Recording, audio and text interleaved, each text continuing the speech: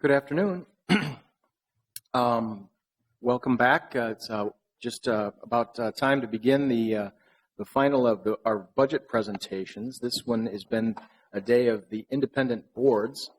So we've already heard, of course, from our Civil Rights Department, the Youth Coordinating Board, Municipal Building Commission, and now we're receiving the budget presentation for the Minneapolis Park Board. So very excited to see that budget presentation. Look forward to that. I just wanted to note that we've been joined by Councilmember Goodman, Bender, Council Vice President Glidden, and Councilmember Yang. Other council members will be coming in throughout the session. And I'm John Quincy, and the chair of the committee. So welcome, Superintendent Miller. Welcome. Thank you, Chair Quincy, and other council members. I'm pleased to be here today. It seems kind of loud. You're okay. All right. All right. Thank you. So thank you again for being here to be able to present to you our recommended budget to the board and answer any questions that you may have today.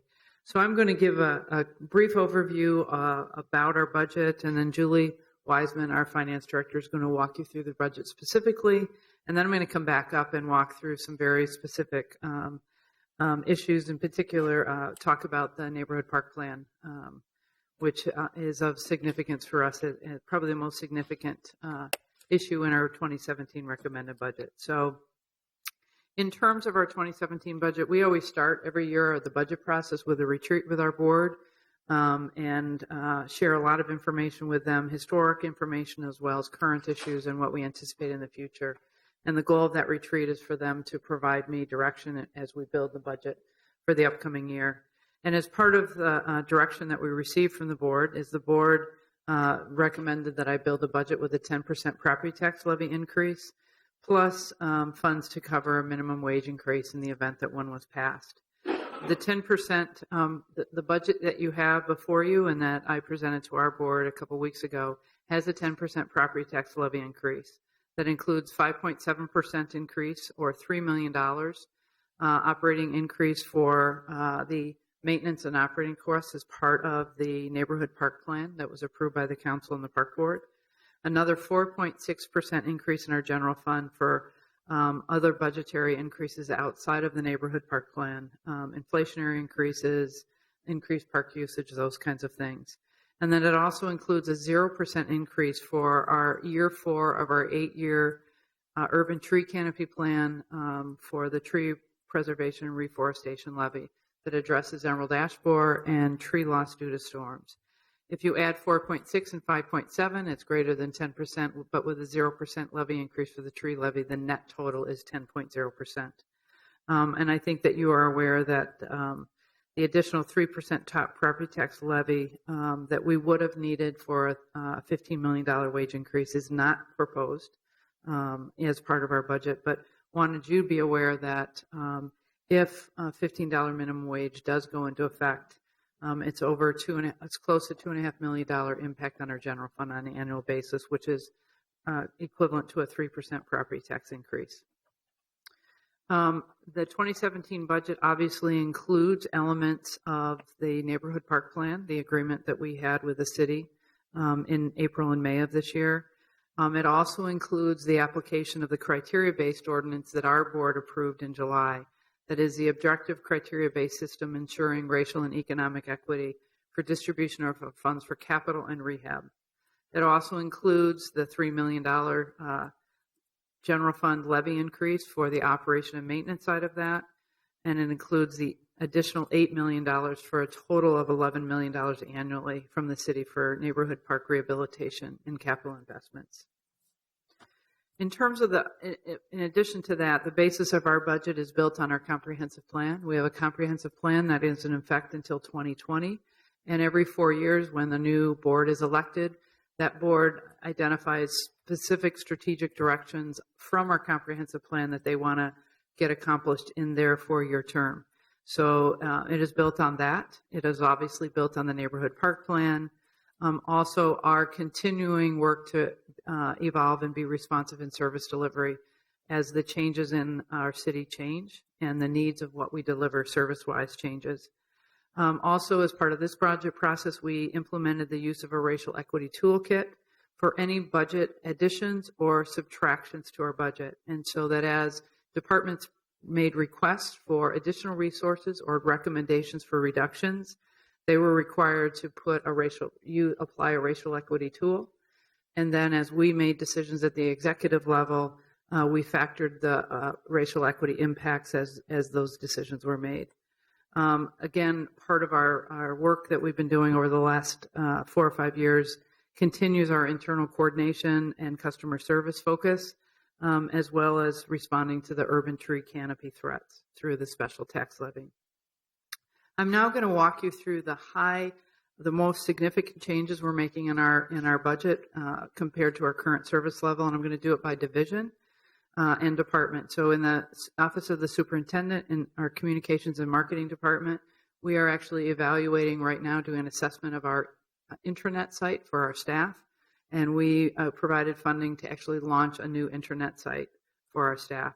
Within Park Police, we proposed a new position for youth violence prevention, and also provided funding for the acquisition and implementation of body-worn cameras for all of our sworn officers. Within the Deputy Superintendent's Office is our Community Outreach Department, and we have provided additional funding for oversight and implementation of a racial equity action plan that we'll be presenting to our board at our next board meeting. Within environmental stewardship, you're going to see probably the most significant impacts in this division, and that is because of the MPP20 funding. Our asset management department, which is the department that does all of our maintenance across our park system, they have the additional funding for enhanced park maintenance, including additional park staff as well as management positions based on our service area model that we put in place about 4 years ago. And there's additional funding for supplies and services for our regional park maintenance. Excuse me, Ms. Miller. Yes. Before you advance to the next slide, I wonder if we could go back a slide. Absolutely. Councilmember Palmisano had a question. Absolutely. Thank you, Mr. Chair. Ms. Miller, one of your general fund initiatives from the Office of the Superintendent is about Park Police. Do you mean that you're looking to do a body-worn camera pilot, or are you looking to go from zero to full implementation of body cameras? We're going from zero to full implementation. We have intentionally talked over the last number of years about delaying any implementation until body-worn cameras were put in here at the city as well in other jurisdictions, so some of the procedural issues could be worked through. We will be doing a community engagement process, which we're required as we develop that policy. But then once the policy is adopted and approved, then we will go with full implementation for all of our officers. And so you have benchmarks and metrics on how you're scoping and sizing that program? I mean, it's a huge expense. Absolutely. That's part of what we will not be launching this in January. If the board approves it, obviously, we have to go through all of that process. But we have the funds to actually allocate and put that in place, yes. Thank you. Mm-hmm. Thank you. In environmental management, we've provided funds for full operation of the Carl Croning Interpretive Center in North Mississippi Park. We have had an agreement with Three Rivers Park District since the early 90s where they would operate that environmental center. They came to us this year and told us they were going to be out of that agreement, and we've started doing some operations there, but we will be fully operating it in 2017, as well as we've put funding in for increased staffing for our aquatic invasive species program. Went the wrong way. In our planning division, we've put the addition of an additional urban scholar position. We have a number of them throughout our organization, but in planning as a profession, it is it's a profession that has a very, very low % of minority professionals, and so our hope is that by putting an urban scholar position, it will provide more opportunity for youth of color to see this as a professional opportunity. We also have put in funding for increased for our community engagement process for food, childcare, and translation services in our community engagement meetings. And in youth development in our recreation division, we've expanded our Street Reach program with additional part-time staffing for outdoor supervision in our parks to help mitigate some of the issues that play out in some of our more high-risk parts of the city. Other initiatives that you'll see is continued funding to address our operations facilities, particularly in Northeast, and Southeast. We have facilities that are woefully inadequate both for our staff and our equipment, and so we're trying to build up fund reserves so that we can make capital improvements and investments there. One of the other things that you'll see is, as a result of the neighborhood park plan, we have historically had pay-as-you-go capital and what we have called additional pay-as-you-go capital funds that our board has taken out of our operating budget to fund capital investments, particularly in neighborhood parks. That has all been consolidated into one funding category called neighborhood MPP dollars, or neighborhood park dollars, in our CIP, and I'll walk you through that when I share with you the CIP. But the pay-as-you-go capital is $2.18 million that we are keeping, which is our historic average of what we have spent out of our general fund dollars for neighborhood parks. We will continue that funding in addition to the additional funding that the city has provided us through the neighborhood park plan. Also, we have a transfer of $400,000 from our general fund for acquisition. One of the challenges we're facing is that the resources available from the Met Council for land acquisition is becoming more and more restrictive, and as we need to acquire more land along the riverfront, we've needed to set aside some dollars for that. One other issue is our current fund balance in our general fund is $5.6 million. It exceeds our requirement by $2 million, and we're recommending that we take just shy of $700,000 of that excess fund reserves to invest in the acquisition of an asset management software system next year. One of the other things that we've been working on actually for the last 5 or 6 years is stabilizing our enterprise fund. Our enterprise fund historically has been used to offset expenses in the general fund. In fact, over the last 20 years, we have spent over $16.2 million of enterprise fund reserves to offset expenses in the general fund. I think that you're aware that enterprise fund activities within the public sector are structured for business activities. And within the enterprise fund, they need to pay for all the annual operating expenses, plus debt and depreciation and future capital investments. And so the work we have been doing is trying to reestablish the enterprise fund to just have business activities in there. And we've made significant stride in the last number of years. So you'll notice we had 2 remaining areas that were really not functioning as businesses, one of which we have resolved, and that is our winter recreation activities at Worth and across our other golf courses that have had cross-country skiing. Historically, we've been losing between $500,000 and $750,000 a year in those operations, but they have stayed within the enterprise fund because we've been working with the Lopet Foundation to look at an alternative way to operate. And so in September of this year, our board approved 3 agreements with the Lopet Foundation for them to take on the bulk of responsibility at Winterworth as well as in the mountain bike trails. And that so we are moving what our expenses are for winter recreation to the general fund, which for 2017 will be about $20,000. And in 2018, it will be about $52,000. So it's significantly helping us financially, both in the enterprise fund as well as being able to continue to deliver those services. The sculpture garden is the other activity that is in the enterprise fund that has been questionable whether it belongs there. When the Guthrie moved downtown from the Walker site, the revenue we were generating from parking went away, and that revenue was paying for our obligations at the sculpture garden. We are in the process of negotiating a new agreement with the Walker, and it is my hope and belief that with the modifications that are happening at the sculpture garden, that we can actually generate revenue for it either to continue to be an enterprise operation or to be very, very close from a revenue standpoint. In golf, which is a major part of the enterprise fund activities, as you know, Meadowbrook has been closed in Hiawatha because of the flooding 2 years ago.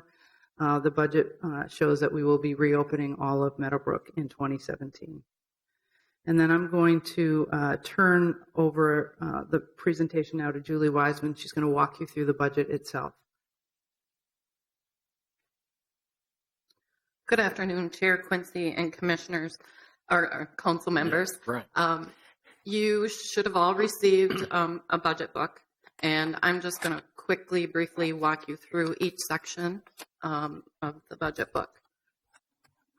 So the first section of the budget book, the budget message section, includes the budget introduction from the superintendent, as well as the budget highlights. So all of the adjustments that the superintendent talked about, if you wanted some additional information, this is the area that you would go to get additional information on those items. The next section of the budget book just outlines the comp plan and the strategic direction.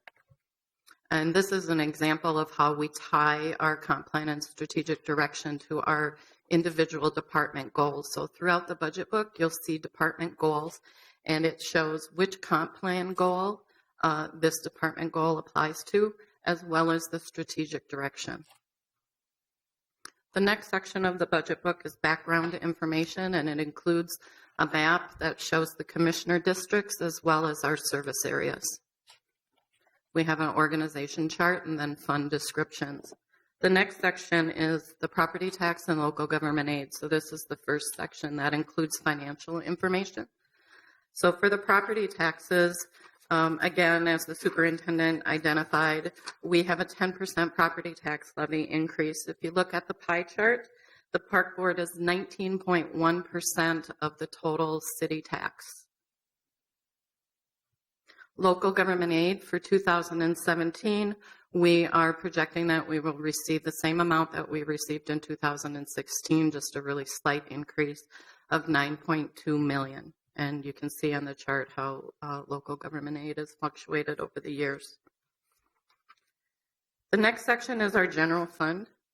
The general fund has a balanced budget of $76.6 million. If you look at our revenue by major sources, I'll just highlight, first of all, property taxes. We budget our property taxes at a 99% collection rate, so that's why it's a slight difference in what is projected to be levied. And we're showing the increase, and that does include the $3 million for the MPP20 for the operating and maintenance, and also the other general fund increases. So you'll see that the park board is still heavily dependent on property taxes, where 75% of our budget comes from that one funding source.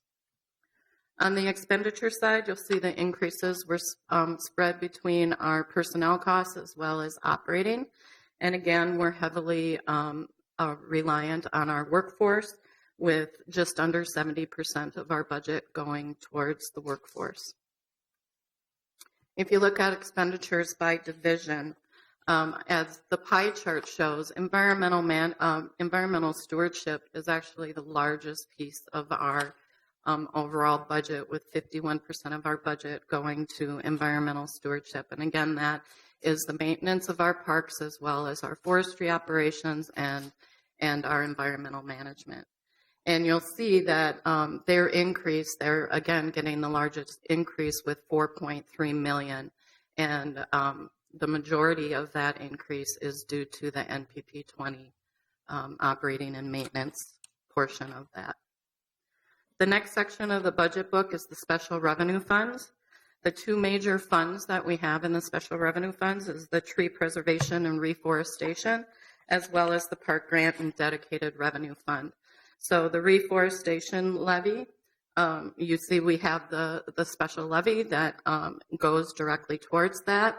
And then examples of items that are in our park grant and dedicated revenue fund are the park dedication fees, our operation and maintenance lottery dollars that we receive from the Metropolitan Council. And those dollars are held in this special revenue fund until they're programmed out through the capital improvement program process.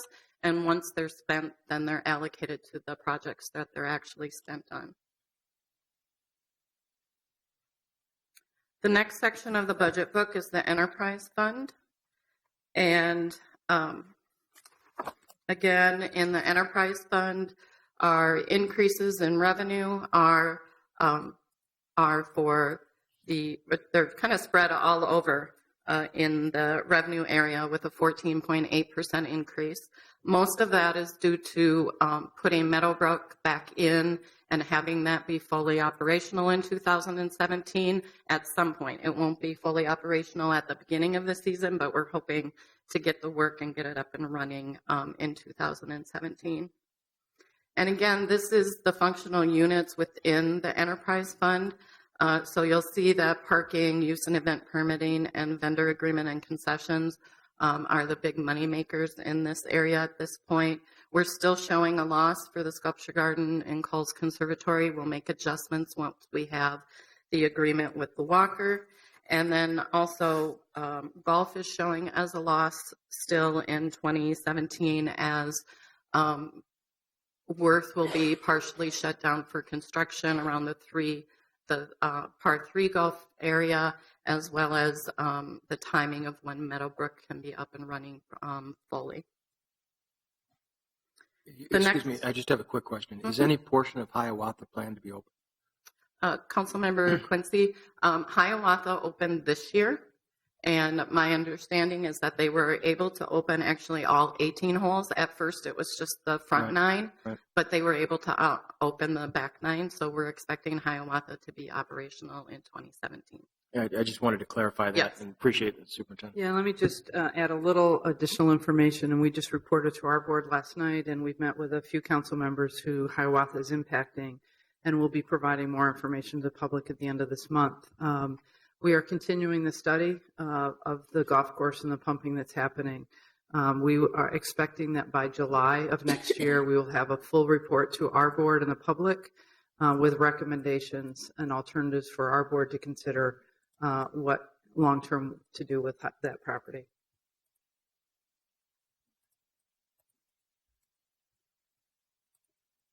Okay, so the next section of the budget book is the internal services funds. We have 3 operations there. We have the mobile equipment fleet, information technology services, and our self-insurance fund. And the one thing that I'll note here is that we are budgeting a use of reserves in the equipment reserves fund of a little over $500,000, and that is actually to continue our catching up on equipment replacement, as we have had delayed a lot of equipment replacement as well as other government agencies during the economic downturn, and now we've been able to start investing back in our equipment and catching back up. So now the capital project funds. So here is our capital improvement program for 2017 to 2022 in summary. We do 6 years so that our board adopts and has a plan in place prior to us starting the click process in 2017 for the 2022 project. So we kind of do that a little bit ahead. So we have 6 years. The thing that I want to point out and talk about specifically is MPP20, the Neighborhood Park Plan. The first line, you'll see MPP20-bonds. The mayor's recommended budget is recommending that the MPP20 $8 million will be financed through bonding. So that's why I have identified it as bonds in this presentation. You'll notice that the amount here is $10.5 million. As far as our capital program, we've included the original capital improvement program that we had at $2.5 million annually, plus the additional $8 million we are receiving through the Neighborhood Park Plan. That whole $10.5 million will be invested in our neighborhood parks. So we are consolidating those 2 numbers together. And then again, you'll see the Neighborhood Park Capital Levy. It was important to the superintendent and the board that we maintain that amount, that we didn't supplant the MPP20 agreement. So that is the amount that, over the 10 years that we had capital levy, that was the average amount that we had been spending on neighborhood parks. So that is a set established amount, and it's now called Neighborhood Park Capital Levy.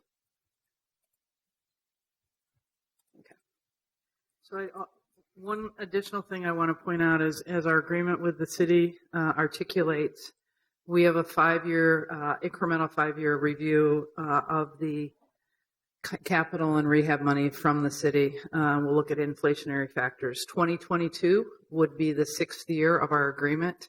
And while we have indicated here the $10.5 million, I do want to note that we will, in 2020, be evaluating what the next 5-year amount would be. So that $10.5 million, I would suspect, will likely change. And so that's not set in stone. That will be through the review process we do in 2020. And then just one other thing I wanted to highlight on this chart. If you look at the bottom where we have the expenditures, we have now separated out, especially for MPP20 and the way that we need to track and report on the spending of MPP20. We have neighborhood parks, replace and investments, which is the capital piece. And then we have neighborhood rehabilitation programs. So we've actually divided out the dollars for each year, what amount is being, what's going to be spent on capital and what's going to be spent on rehab for each of those 6 years of the MPP20 program. At first look here, it looks like there's a $3 or $4 million gap every other year. What's the reason that your expenditures swing? The expenditures swing basically because of the regional park program. If you know, the state provides money on a biennium. And so if you look for Metropolitan Council, we have an amount in 2017 and it's 0 in 2018. So that's where those fluctuations So in the come even from. years, it's going to be Correct. reflect that change. Okay, thank you. Correct. Now I want to actually focus on NPP20 a little bit. And again, Chair Quincy and the rest of council, I again want to thank you for the work that you did with us in coming up with this agreement.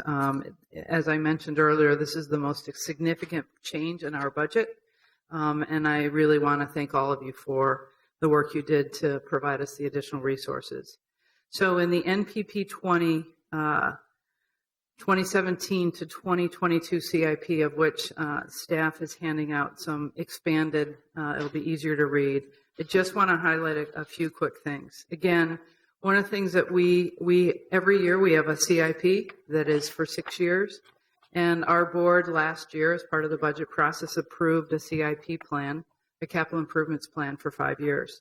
So we wanted to honor those capital projects that were already approved by our board, but we added in new neighborhood park projects based on the equity measure. So the 2022 will be the first year that we will not have any projects in that were not through NPP20. Secondly, we've also designated in this plan additional rehabilitation dollars that allocates resources for the construction contingency fund as well, and makes additional park dedication allocations from the park dedication ordinances, and beginning in 2022 begins identifying for playground rehabilitation projects. And again, because of the MPP20 agreement, we have modified some of our funding sources. All of the net debt bonds have been collapsed into the overall NPP20 source because of the mayor's budget recommending use of net debt bonding, and that the former capital levy and additional pay-as-you-go capital sources are now in a single neighborhood capital levy source. Also, we have separated out the regional and neighborhood park projects. And we also, for the Met Council state bond funds for regional parks, are reduced to reflect a potential of a reduced bond allocation during the 2017 legislative session. So what I'd like to do is, this is a pretty complex spreadsheet, so I'd like to walk this through for you. And this is slightly different than what is in the budget book because we make modifications every year. Let me just walk you through this quickly. So on the left, the first column on the left is actually the actual park rankings themselves based on the equity metrics. So the parks that scored the highest have the lowest number. And the next column is the actual park itself. And then the next column indicates the type of capital improvements that we'll be making. And then the column that is in color identifies where the funding source is coming from, whether it's the current CIP or NPP20 money, outside funds, for example. And then the next series of columns, you will see 2017, 2017 revised, and so on. The first column, the 2017, 2018, and so on columns are what was in our approved CIP last year. And then the revised column reflect revisions we are proposing to our board based on the new funding and allocation of sources we have. And then you'll see the total dollar amounts that were originally proposed and what they are today and what we're proposing, the source of fundings, which area in the city they fall, which commissioner district they are in, and some additional notes about changes that we have made. Again, I want to show that the replace and invest projects on the first page are all of our neighborhood parks. And then if you go on to page 3, you've got replace and invest projects that are our regional park projects, other projects that aren't particularly neighborhood park projects, but that are neighborhood owned. For example, all of our operating facilities that are in our neighborhood parks that have general fund obligations, as for example, some of them. And then if you go to page 4, you will see the categories of rehabilitation programs that we are in the middle actually of developing. But it shows the categories of rehabilitation funding that we will provide and the dollar amounts in subsequent columns. One of the things that we had was we have a project at Bryant Square Park, a wading pool capital project that was underfunded, and we've had to provide additional funding. That additional funding that's been required for that project actually is the equivalent of either a playground project or a portion of a wading pool project. So we had to make some decisions to push back some other capital projects as a result. What we did in trying to make that decision, we looked at very objective measures. The first measure we looked at is the park ranking, how that park ranked from an equity standpoint. And then if there was still a tie, then we looked at how many times that project in particular had been delayed. So what that you will notice in 2017, Lindale Farmstead was a relatively high-ranked park, so didn't have a lot of equity issues, and as a result was the project that we selected to delay 1 year. Linden Hills in 2018, Northeast Athletic Field playground, not the field itself, but the playground at Northeast in 2019, and then in 2020, Fuller Wading Pool and Van Cleve, and then Smith Triangle and the Mall in 2021. The other thing that you will have that's attached to this document is actually the matrix itself, the application of the matrix. So again, I will walk you through this. These parks are listed on this matrix actually in chronological order based on their scoring. So they are numbered in order. Through the 2017 through 2022 capital project, we are able to get through to park number 29 for capital investments. You will also see that the score for each park is identified, what neighborhood it's in, what service area it's in, and then you will see both the raw score and the weighted score for each of the equity criteria for each park. Now remember, we have parks that have significant needs beyond the ones that we're able to make capital investments, which is where the rehab money comes in very critically. And I know Councilmember Cano is very aware of issues at Cedar Field Park. And our plan is to, in parks like that will not get capital money within the first year or first 2 or 3 years, we are going to be spending some rehab dollars on those immediate needs we have. Longfellow Park is another one.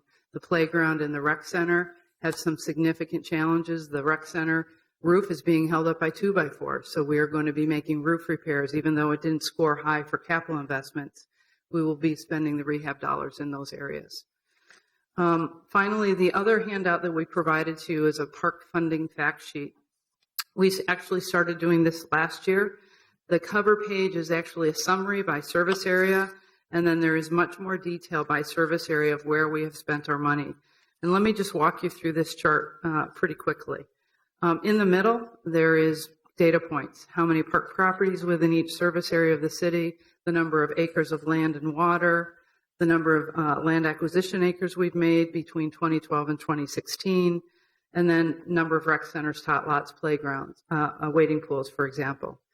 Then if you take the information above the double lines, what we have done is provided you the population by service area for each service area. And then we have our three major investment areas: our capital investments, our recreation investments, and our maintenance and operation. And so what we did is provided you over between 2012 and 2016, our investments in each service area of the city based on per capita investments. And you will see actually that we have made significant investments, both capital, recreation, and maintenance in North, Northeast, and South. And actually the area that we have made the least investments have been in Southwest. Again, that is reflective of the board's commitment to addressing racial and economic equity issues going back to 2012. And you'll notice that in 2017 to 2022, we are making the most significant capital investments in the South area. Superintendent, I had a quick question, if I could. And it's really just how to interpret the data on the big spreadsheet. Okay. What's the significance of the red font versus the red reflects any changes that we have made. So that was a change from what? From what is the current CIP. So it can easily stand out for you. So these are the updated CIP. Those reflect the changes, and they're all in a positive number. Correct. Just there's just some modification, but because if you look at the funding, the total amount really didn't change. The total amounts for where we're spending, we just had to reallocate either a dollar amount or maybe make some adjustments year to year. Okay, thank you very much. And then the last piece of information I want to share with you is really a summary of our funding based on the neighborhood park plan. Again, you'll see the revenue streams that we have, the $3 million for operations, the original $2.5 million in net debt bonding that we've received from the city, and the additional $8 million that we're receiving, for a total of $13.5 million for maintenance, rehabilitation, and capital investments in our neighborhood parks. The next thing that you'll see is how we are allocating those resources. Again, between the three categories of maintenance and then capital project rehabilitation or capital investments.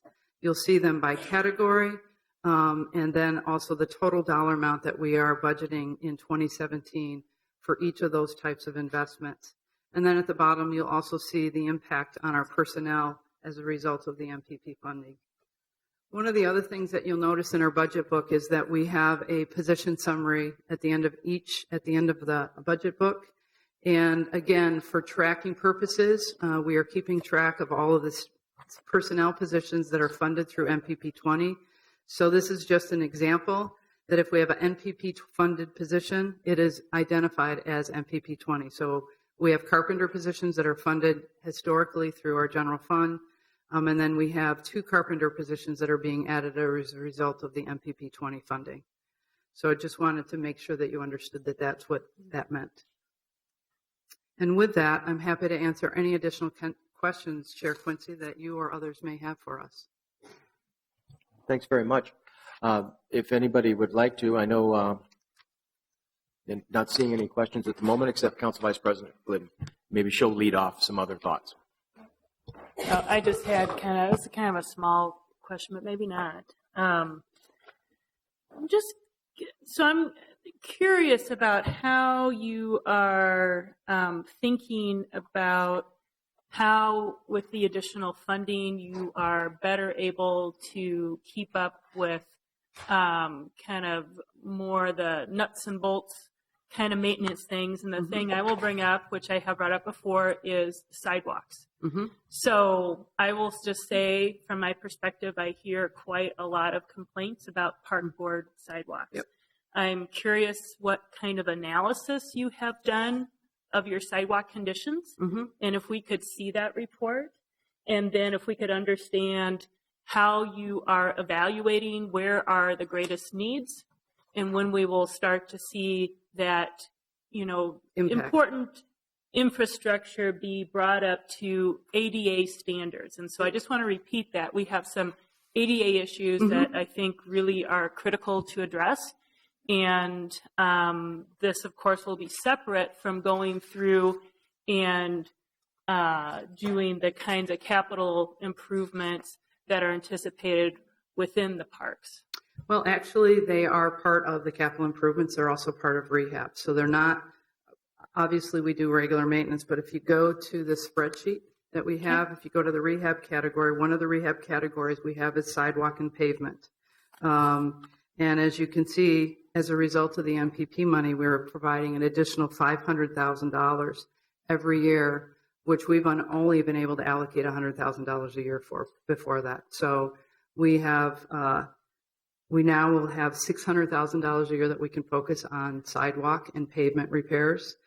And Councilmember Glidden, one of the things I think I mentioned, but maybe I didn't, is that with each of these rehab categories, the first thing that we're doing is doing an assessment of the conditions of all of these categories. So we're looking at all of the sidewalks across the system, rating them, and then based on the resources we have, making determinations where we will spend that money. So sidewalks is simply one category that we're doing that in. Our staff are in the middle of actually doing that assessment work right now. It is our expectation that we will be presenting that the results of those assessments and our first 5-year plan for not just only sidewalks, but all the rehab categories, and the end of December to our board, of which we will be also happy to share with you as well. Thank you. You're welcome. Great. Thank you. Councilmember Palmisano. Thank you, Mr. Chair. Ms. Miller, something I've more recently become aware of as I assume my colleagues ask questions of, with the 20-year Neighborhood Parks program, helping to articulate what does that mean to our own respective wards, right? Mm-hmm. And when people can anticipate seeing Correct. Some of that additional investment. I was recently pointed to the development of a service area master plan. So for me, for Southwest, and I see it here on your big spreadsheet, and I'm curious, is it because perhaps the South Service Area Master Plan is already done and these other 3 are in development, and then are these the years that they will be completed? So, for example, Southwest's Service Area Master Plan won't begin until it looks like 2018? So what we've completed the South Service Area Master Plan, and we've completed the Downtown Service Area Master Plan. So we have Southwest and North, and then Northeast, Southeast to complete. Our plan is one of the things that when you look at the capital investments, even if a park rated high enough to have a capital investment, if that park was in a service area that we don't have a service area master plan done, we scheduled that money out not until 2018 or 2019 so that we could complete the service area master plan first. Because the service area master planning process really is a really extensive community engagement process where we get feedback and we actually develop plans for each specific neighborhood park in that area. And so while we have the funds, we don't want to make the investment in the funds without having the community input and direction about where and how to spend those funds. So Southwest, North, and Northeast, Southeast will be done in 2017 and 2018 so that by 2019 at the latest, we will be able to make those investments in parks that don't have existing master plans. Thank you. You're That's welcome. helpful. Just thinking of the timing of that, though, in 2018, 2019, those are already in the 5-year plan. So you Correct. have 5-year projections for capital investment without having the plan. Correct, because we have a general sense of what we need, and if we need to make adjustments, we'll be able to do that. We had made projections for things in South, and we were able to make adjustments in this master plan in areas where maybe we had a little more resources available than was needed and shifted into other parks in South, for example. Great. Thank you. Is that, Council President, is that your card up there? Okay, thank you. Council President Johnson. Thank you, Mr. Chair. And Ms. Miller, I will say your presentation is very thorough. We got a lot of stuff to look at, very small print. I need new glasses. But I am concerned that it's short on the challenges of the regional park system. And, you know, we talked about this before. Absolutely. Mr. Brandt did an article a while ago about the potential Met Council number that talked about, I can't even remember the number, but it was double digits of increased maintenance cost with proposed projects that were in the pipeline. Mm-hmm. And when I look at the your spreadsheet, it reflects in the regional system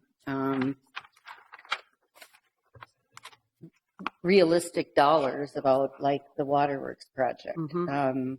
Let's see here, where did I see it? Waterworks, $1,090,000 in 2018, $415,000 in 2019. Now, if memory serves me, that's about a $25 million project. Where's the other So 20?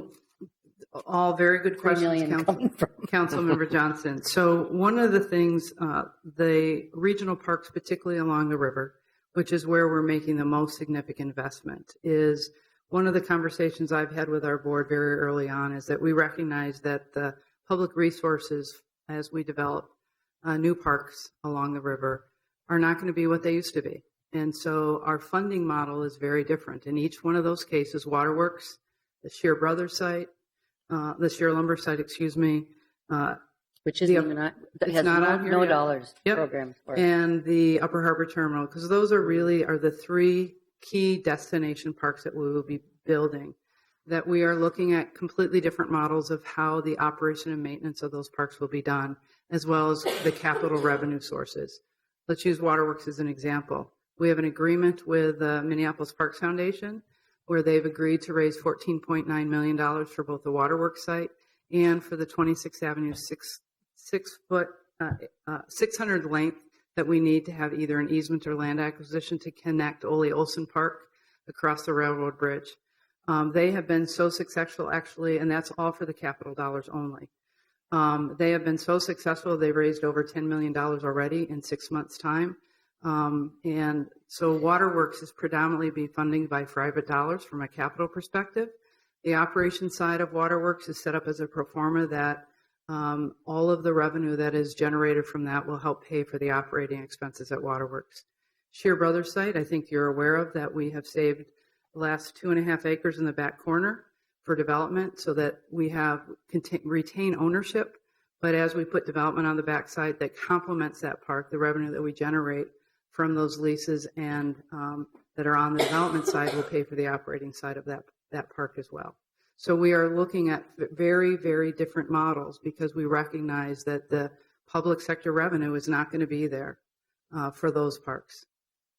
Do you think it's realistic, though, and I forget your enterprise number for income from existing projects, like in the regional park system, the restaurants, that sort of thing, because I thought in my head it was higher than what it really was, that you will have the kind of revenues from, have you engaged a consultant or something? Yes, we've been working with consultants to do actually Okay. performance for us and actually look at what the market will bear. Mm-hmm. Yeah, so, and we're not doing it across, there are really 3 designated destination parks. The rest of along the river, for example, will be, obviously land acquisition is going to cost us, but once we acquire that land, it is mostly regional parks are not very built. They're not like our neighborhood parks that are going to have rec centers. They'll have trails. But they have a lot of grass. I was kind of looking at the map. Exactly, Yeah. but more A natural. lot of acreage, though. Yeah, but more natural areas and grants. We will continue. One of the things we're working very closely on at the federal government is becoming an urban waters federal partnership community that provides access to a lot of revenue sources for us, such as the path we just put in, that 3/4 mile path we put on the East Bank Trail. We got over $1 million grant from the federal government to put that in. Yep. Great, thank you. You're welcome. Councilmember Yang had a question. Thank you, Mr. Chair. Superintendent Miller, with regards to just this big spreadsheet about the 20-year funding matter, I'm just wondering, before we cut that deal, basically the park board had done a lot of community engagement through what was closing the gaps, and I think part of the promise was that we were going to reimagine some of our parks differently. We're going to do things differently so that, let's say, our parks weren't, let's say, 1950s parks, but let's say 2020 parks. And just wondering, if we're spending our money now, with regards to parks, when do we get the chance to reimagine them, and when do we get a chance to do them differently, just so that the expenditures are worthwhile in terms of transforming the parks? Councilmember Belonging, that's a great question, and actually that goes back to the master planning process. So the South Service Area Master Plan process was we had over 100 public meetings, we did intercept meetings, we went to schools, we went to kids, we went to where families were and engaged them to say, how can we reimagine our parks? And so that really is being reflected in the South Service area and the master planning process we did with that.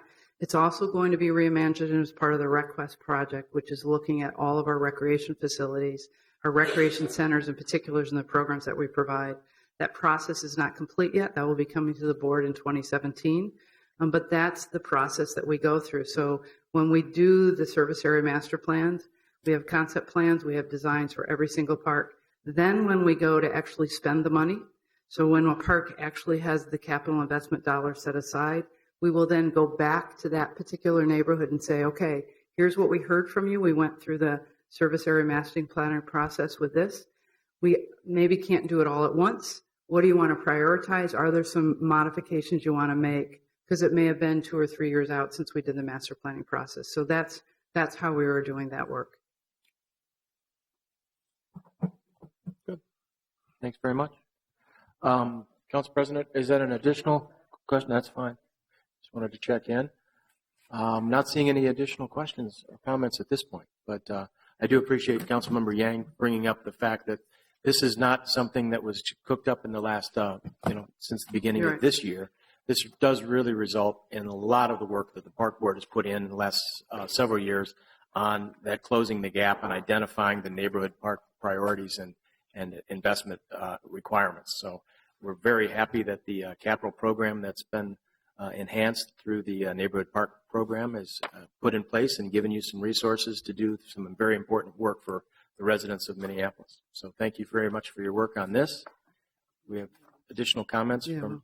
Yeah. So 2 last things, Chair Quincy. Thank you very much.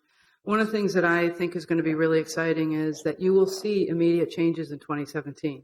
You'll see mowing practices improve. You'll see maintenance that will literally be in place starting in 2017. You'll see rehabilitation projects that will start in 2017. Some of these capital projects will be underway in 2017. So you will start seeing things happen within the next 9 months, which is very exciting. The other thing I also want to mention to you is we have all of our documents, more than what we've shared with you today, but everything related to our budget is on our website. I'm just going back to our website. So if you go to our website, minneapolisparks.org/budget, you will have all the materials that we have provided to our board to date. And as we provide them more information, it will be uploaded on our website. So feel free to go there. And as always, I'm always available if you have further questions beyond today. I'm happy to answer any of them as well. I know we have at least one more. Councilmember Gordon.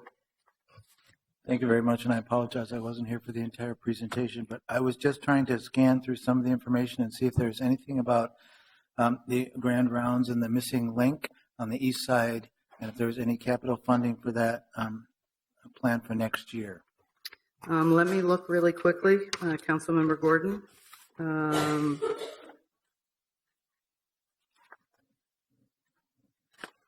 We continue to work on it. I do not see that there is any funding in there, but let me just double check and I will follow up with you specifically about that. We are working with the Met Council to actually get our plan approved for the missing link, but I will follow up with you about funding. And I know that it's, I guess it's eligible for regional park funding because it's part of the grand round. Correct. So appreciate Correct. that. Thank you. Thank you very much, Superintendent. Thank you. Well, colleagues, I believe that brings us to the end of our budget subcommittee department hearings calendar. The next item on our calendar is on November 30th. This is the public comment on the tax levy and the 2017 proposed budget. And that will be followed by December 2nd, when we'll be meeting at 9:30 to noon for the first session of budget markup, concluding on December 7th with the 6:05 meeting of the full City Council, which will be a final public hearing as well as budget adoption, followed by the Board of Estimate and Taxation meeting. So thank you all very much for your participation and your attention and your attendance at these public hearings. There's lots of information available on the website that includes links to the presentations as well as links to the published presentations that each of the departments had. I know Ms. Green has been keeping track of lots of questions that have been asked, and those are being accumulated and responded back to, whether it's an individual, and we'll be synthesizing a full report for all of the council to review all of the questions and follow-up answers that finance staff has been able to provide at this point. So again, any further comments and questions are always welcome to Ms. Green or Mr. Ruff, and we're happy to move forward with the next step in the process on November 30th. So thank you all very much for your attention. We're adjourned.